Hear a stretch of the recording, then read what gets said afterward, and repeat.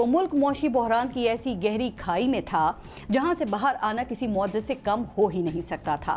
ملک عملی طور پہ ڈیفالٹ ہو چکا تھا، بس رسمی اعلان باقی تھا جو نہیں کیا گیا تھا۔ خزانہ خالی اور ملک میں زر مبادلہ کے ذخائر اتنے کم تھے کہ ایک ماہ کی ادائیگیوں کے لیے بھی ناکافی ہو چکے تھے۔ لوگ حکومت کو ٹیکس دینے کے بجائے ٹیکس چوری کے راستے تلاش کرتے تھے۔ ملکی ایکسپورٹس دن بدن کم اور امپورٹس زیادہ ہونے لگیں۔ امپورٹ اور ایکسپورٹ کے بل میں بڑھتی خلیج نے پہاڑ جیسے کرنٹ اکاؤنٹ خسارے کو جنم دیا۔ ملک میں ڈالر کا قحط پیدا ہو گیا جس سے ملک کی کرنسی شدید دباؤ میں آتی چلی گئی۔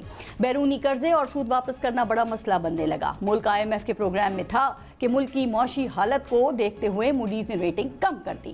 IMF نے شرائط پوری نہ ہونے پر قرض پروگرام معطل کر دیا۔ ورلڈ بینک نے معاونت بند کر دی۔ ملک کا آدھے سے زیادہ بجٹ صرف قرض اور سود کی ادائیگی کی نظر ہونے لگا۔ یہ ملک معاشی اصلاحات نہ کرنے کے کرائسس کا بھی شکار تھا۔ ملک میں سرمایہ کاری کا کوئی ماحول تھا اور نہ ہی سرمایہ کاروں کو ملک میں لانے کے لیے کوئی اقدامات۔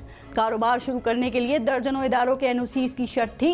نوبت ملک کی اثاثے گروی رکھنے تک پہنچ گئی تھی۔ بس ایک چل چلاؤ تھا، جو آتا قرض لیتا اور خسارے اگلی حکومت کے لیے چھوڑ جاتا۔ جو حکومت میں ہوتا وہ قرض لینے کے لیے ہاتھ پاؤں مارتا اور جو باہر ہوتا وہ اس معیشت پر خوب سیاست کرتا۔ ملک میں معاشی بحران کے ساتھ ساتھ سیاسی بحران بھی تھا۔ ملک میں غربت اور بے روزگاری بڑھ رہی تھی۔ امیر اور غریب میں فرق زیادہ ہو رہا تھا۔ لوگوں میں ایک عجیب سی بے چینی تھی۔ نہ مزدور خوش، نہ کسان، نہ سرمایہ دار سکون میں تھا اور نہ ہی صنعت کار۔ برسوں ہاتھ سے دی گئی گرہیں اب منہ سے کھولنے کا وقت آ چکا تھا۔ ہر حکومت اپنا سیاسی سرمایہ بچانے کے لیے معاشی سرمایہ اجاڑنے کی پالیسی پر عمل پیرا تھی، لیکن پھر ایک ایسی حکومت آئی جس نے معیشت کی گرہیں کھولنے کا بھاری پتھر چومنے کا فیصلہ کیا۔ وزیر اعظم نے وزیر خزانہ کو فری ہینڈ دیا۔ وزیر خزانہ نے خبردار کیا کہ کام تو ہو جائے گا لیکن حکومت کو بھاری سیاسی قیمت چکانا پڑے گی۔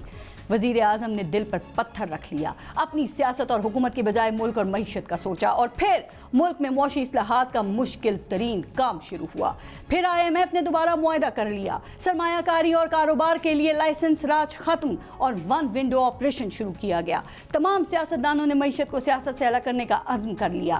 ادارے پہلے ہی غیر سیاسی اور نیوٹرل تھے اور یوں صرف 5 سال میں معیشت کے سب خسارے ختم ہو گئے اور اس ملک نے اس کے بعد دوبارہ کبھی IMF کا رخ نہیں کیا، اور آج اس ملک کے پاس زر مبادلہ کے ذخائر 600 ارب ڈالر ہیں۔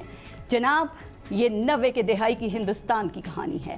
ملک کے لیے اپنا سیاسی کریئر داؤ پر لگانے والے اس وزیر اعظم کا نام نرسمہا راؤ اور ملک کی کایا پلٹنے والے وزیر خزانہ کا نام منموہن سنگھ تھا۔ آج ہمیں بھی ہندوستان کی ہی طرح کے معاشی حالات کا سامنا ہے۔ اگر ملک کو اس صورتحال سے نکالنا ہے نا، تو ہمارا نرسمہا راؤ اور منموہن سنگھ کون ہوگا؟ اس پر آپ سوچئے گا۔